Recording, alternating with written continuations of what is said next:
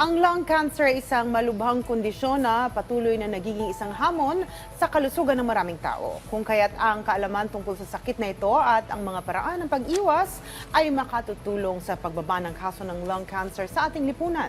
Kaya naman para pag-usapan po ang sakit ng lung cancer ay makakapanayan po natin ang oncologist na si Dr. Gia Ladrera. Magandang umaga po at welcome po sa Rise and Shine Pilipinas, Dr. Gia. Magandang umaga. Good morning sa inyong lahat dyan, Chi and Audrey, at saka sa mga viewers ng Rise and Shine Pilipinas. Doktora, maaari niyo po ba ipaliwanag sa amin kung ano ba ang lung cancer at kung paano po ito nagsisimula? Ang lung cancer, ibig sabihin, nagkaroon ng masamang bukol o tumor sa alinmang bahagi ng baga, yung tao. No? Ito ay nagsisimula sa pamamagitan ng mga genetic changes sa isang normal na cell ng baga na nagka-transform doon sa cancer cell or malignant cell after na mga exposure halimbawa sa mga masasamang substances, kapareho ng sigarilyo, asbestos, at yung sa iba naman ay kadahilanan, meron talaga silang genetic na predisposition magkaroon ng karamdamang cancer sa baga. Okay. Doktora, ano po ba yung iba't ibang uri ng lung cancer at mayroon bang pagkakaiba sa pagitan ng mga ito? Oo, mayroon tayong dalawang major na uri ng lung cancer. Ang pinakamadami yung tinatawag na non-small cell lung cancer. Ito ay nakikita between 80 to 85% of cases. Yung pangalawa naman, yung small cell lung cancer, ito ay nakikita between 15 to 20% of cases. Sa pagkakaiba ay mayroon nga, in terms sa itsura nito under the microscope, ito rin ay may pagkakaiba sa kanilang behavior or aggressiveness. Halimbawa, ang small cell ay mas mabilis itong kumalat sa ibang part ng katawan kung ihahambing dun sa non-small cell. At saka, mas maraming pagkakataon na magkaroon ng surgery yung non-small cell dahil nga sa hindi siya kasing bilis ng or kasing aggressive ng small cell. So karamihan ng mga na-ooperang cancer sa baga ay yung sa non-small cell lung cancer. Gayon din sa kanilang mga gamot na ginagamit namin sa dalawang uri ng cancer na ito. So ngayon, hindi pag sinabing lung cancer, pare-pareho ang gamutan. May pagkakaiba, tinutukoy kung ano nga ang uri nito, small cell, non-small cell, o yung specific type pa ng uri ng non-small cell hanggang sa pinaka-biology niya. Doon na nagiging basihan ng gamutan. Very personalized or specific ang treatment ngayon for cancer ng baga. Okay, Doktora, ano po ba ang mga pangunahing sintomas ng lung cancer na dapat malaman ng ating mga viewers?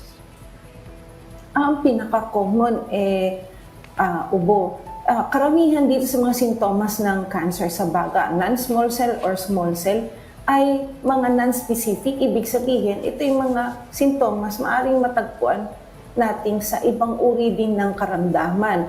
Kapareho nga ng ubo, hingal, pangangayayat, pananakit sa dibdib, kung minsan yung pagkakaroon ng dugo sa plema, yung pananakit ng mga buto, at yung mga parang mga sipol or wheeze na naririnig pagka humihinga yung pasyente na nagbabadya na sumisikip yung daanan ng hangin.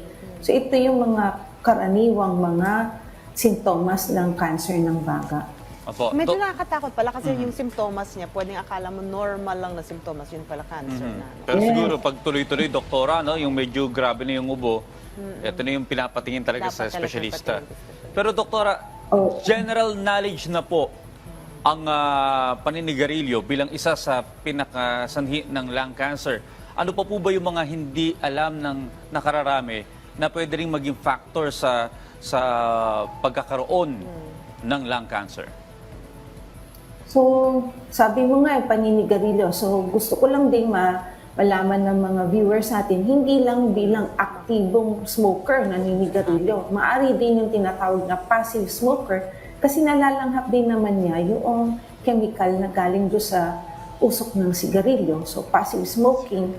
Tsaka yung ding mga environmental exposure, kapareho ng halimbawa sa trabaho, exposure sa asbestos, may iba ding mga cancer-causing chemical agents, kapareho ng mga cadmium, at saka yung mga sa miners, yung mga radon, pagka bumababa sila at nag-uukay ng malalim sa lupa kasi nare-release doon yung radon. No? Yun din mga risk factor sa trabaho. And then meron na rin tayong nalalakap na mga information regarding sa indoor tsaka outdoor pollution. Yung sa indoor pollution, nakita kasi nila doon sa bansang China tsaka sa India, bakit maraming mga babae na nagkakaroon ng cancer sa baga, bagamat hindi sila mga naninigarilyo or ang mga asawa naman nila hindi rin naninigarilyo. And highly suspected nila ay yung exposure ng mga babae doon sa pagluluto sa kahoy. So mausok iyon.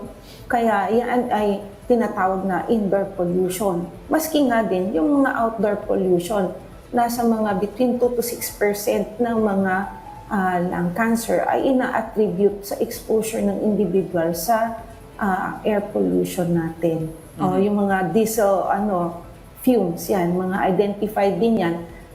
Maaari ding maging bahagi na occupation kasi halimbawa mga drivers natin sa jeepney, palagi silang may exposure niya sa lansangan dahil yun nga ang nature ng kanilang trabaho. Okay, Doktora, follow-up question lang sa causes ng lung cancer, no? Dahil meron akong mga nakakausap na mga taxi driver, no? Yung na kino-convert yung kanilang taxi mula sa gas, nagiging LPG. Yung pagkakasinghot po ba ng mga LPG na ganyan, may possibility na magkaroon ng panganib or mapunta sa lung cancer, Doktora? Pakiwari ko, oo, dahil kung yung hindi maayos ang pagkayari ng conversion kasi naaamoy talaga sa loob ng sasakyan at kulog nga ito, so exposing yung ating driver ng taxi to long period ng chemicals coming from the gas tank ng kinonvert na fuel. Okay, Doktora, sa paglipas po ng panahon, may mga bagong pamaraan na para magtukoy at magamot ang lung cancer. Ano po ba itong mga pangunahing paggamot na inaalok para sa mga pasyenteng may lung cancer ngayon, Doktora? Oo, kasi dati karaniwan ang parang sweeping ng lahat ng may cancer sa baga, chemotherapy. No? Pero ngayon, dahil sa marami na tayong kaalaman, sa paggagamot ng lung cancer, may mga bago na nga kapareho ng kung sa gamot ay yan nga, meron na tayong tinatawag na targeted therapy. Ang nangangahulugan na sinusuri ng ating mga pathologists yung bukol ng pasyente, tinitingnan kung meron silang isang uri ng protina na pwedeng i-target ng isang specific na gamot. At ito ay nag-positive, pwede niyang ng doktor ibigay itong targeted treatment. At yung isa namang bago ring gamot ngayon, yung immunotherapy. Ganon din, sinusuri din ang bukol kung meron itong isang uri ng test o yung tinatawag na PD-L1 test. Kapag mataas yung score nito, maaaring gamitin ang chemotherapy, immunotherapy alone. Kung mababa naman, dinaragdagan ang immunotherapy, kinukumbina sa chemotherapy. Marami na rin makabagong uri ng treatment for lung cancer in terms ng mga surgery. Dati binubuksan yung mga dibdib. Ngayon, maliliit na lang ang hiwa, yung video-assisted thoracoscopic surgery. Parang laparoscopy, pero maliliit ang hiwa. Mas less ang pain ng pasyente, less ang kanilang hospital stay. So, yan din mga pagbabago in terms of surgical procedures. Sa radiation naman, isang uri din ng ng treatment for lung cancer. Dati ay malalaking bahagi ang natatamaan ng radiation na hindi naman kasama. Wala namang cancer doon. Pero ganun ang pagkakayari ng forma ng delivery ng radiation. Ngayon, napoporma na ng ating mga radiation oncologists ang itsura ng bukol para less ang epekto ng radiation sa mga katabing organ na wala naman dun yung cancer. So, sa mga panahon na ito, marami na talaga tayong naging improvement in terms of treatment. At idagdag ko na rin, dapat siguro maliban sa treatment, maging aktibo din tayo for screening for early stage lung cancer. Kasi doon natin lang mayroon tayong pagkakataon na maibaba ang bilang ng mga Pilipino na nawawala dahilan sa karamdamang cancer sa baga. To treat them early. Okay, doktora, yung iba po pong sakit sa baga, no, kagaya ng tuberculosis at pneumonia, pwede po ba itong mag-lead sa lung cancer? Mayroong mga nalalakap tayong mga information from mga medical journals na mayroong mga cancer sa baga na doon mismo din ang the same spot kung nasaan nandoon yung scar of tuberculosis. Kaya ang tawag sa kanila ay scar carcinoma. May malaking katotohanan nga siguro itong teorya na ito dahilan ang isang pathway daw ng pagkakaroon ng cancer ay kung repeated nandoon yung infection, inflammation, paulit-ulit na ganun ang exposure on the same spot, pwedeng magkaroon ng genetic mutation yung mga cancer or yung lung cells doon sa specific part na yun, kaya nagkakaroon nga ng scar carcinoma. On the other hand naman, yung pneumonia, karaniwan sa experience namin, hindi ang pneumonia ang nag-lead to cancer, pero doon sa area kung nasaan yung tumor ng baga, doon na nagkakaroon ng repeated pneumonia kasi anatomically, iba na ito, doon na iipunan yung plema na magiging medium or tirahan ng bakterya. Hindi na ilalabas yung plema doon sa part kung nasaan yung bukol dahil maaaring bumara na nga yung bukol doon sa daanan ng hangin kaya hindi niya na ilalabas yung plema. Ayan, doon nagkakaroon ng pneumonia. So pagka may repeated pneumonia on the same spot ang isang pasyente, yan din ang isang pinaghihinalaan na experienced physician na baka hindi ito simpleng pneumonia but maaring sintomas ng isang tumor sa lung. Alright, Doktora, advice na lamang po para sa ating mga ka-RSP ngayon para maiwasan ang sakit na lung cancer? Okay, siguro last word will be kung kayo naninigarilyo, stop smoking. Kung hindi kaya on your own, meron ho tayong mga hotline for stop smoking dito sa Lung Center of the Philippines. And meron tayong mga counselors that are willing to help them. We are just a phone call away.